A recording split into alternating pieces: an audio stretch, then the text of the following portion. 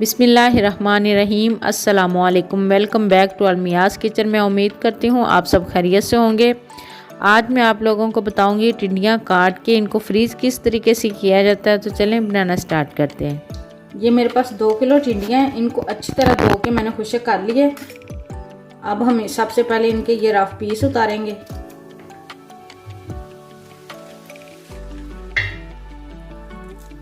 उसके बाद इनको इस तरह बारीक बारीक काटेंगे।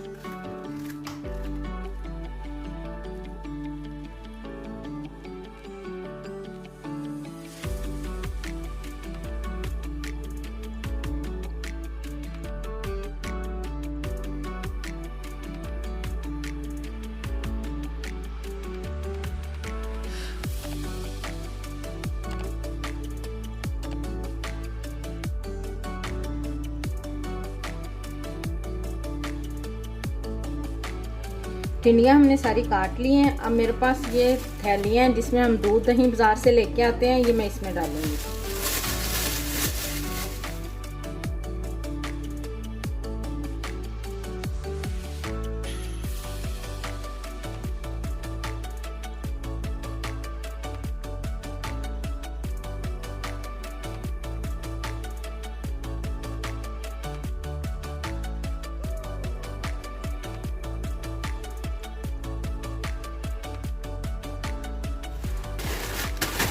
और इस तरह इसको फ्रीज कर देंगे।